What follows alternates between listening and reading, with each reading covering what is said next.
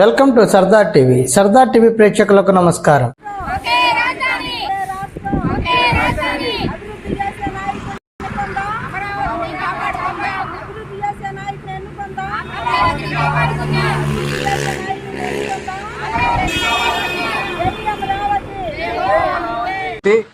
Save Andhra Pradesh. మరి ఈరోజు అద్దంకి నియోజకవర్గంలో గొట్టిపాటి రవి గారి నామినేషన్ కోసం అమరావతి నుంచి మేము ఉదయమే బయలుదేరి ఇక్కడికి వచ్చాం. కొంచెం ట్రబుల్ వచ్చి ఆలస్యమైంది, వారిని అందుకోలేకపోయాం, కనపడతాం ఇప్పుడు.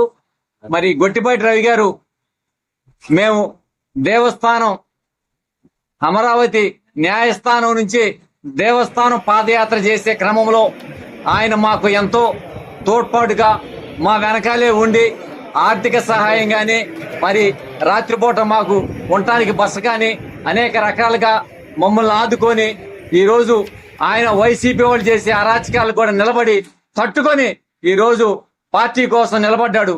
ఆయన కోసం మేము ఈ రోజు మహిళలు ఇంతమంది భారీ ఎత్తున వచ్చాం. ఇంకో కారు కూడా రావాల్సి ఉంది, వెనకాల వస్తుంది. అందరూ కలిసి ఆయన సంఘీభావం తెలపడానికి ఈ రోజు ఇక్కడికి విచ్చేసి మరి వారికి మా సంఘీభావం తెలియపరిచి మా రైతుల యొక్క శాలువాని కప్పుదామని వచ్చాం. Build Amaravati, save Andhra Pradesh. Electronic media మిత్రులకు నమస్కారం.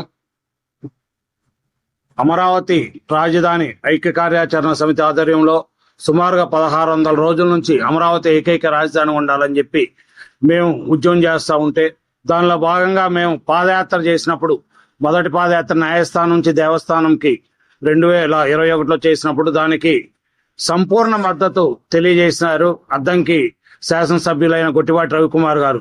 ఆ రోజు మా అమరావతి రైతులందరికీ వసతి ఏర్పాటు చేయటం కానీ, ఆ రోజు ఆతిథ్యం ఇవ్వటం కానీ, అట్లాగే అక్కడి ప్రజలందరూ కూడా ఎంతో విశేషంగా నియోజకవర్గ ప్రజలందరూ కూడా ఒకటే గ్రామం అయినప్పటికి కూడా ఆ రోజు మా పాదయాత్ర ఉన్నది పూర్తి స్థాయిలో మద్దతు తెలిపారు.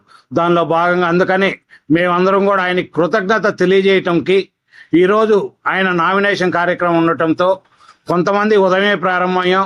మేమందరం ఉదయమే ప్రారంభమై చిలకలూరిపేట దగ్గర నుంచి ఆయన స్వగ్రామైన ఎద్దనపూడిలో ఆయన దేవస్థానం దగ్గర అక్కడ కూడా హాజరవటం, దాని తర్వాత సింగరకొండ దగ్గర దేవస్థానంలో ఆయన నామినేషన్ పత్రాలు నామినేషన్ కూడా ఈ రోజు ఉండటంతో కొంతమంది రైతులు మాట్లాడటం జరిగింది. Build Amaravati, save Andhra Pradesh.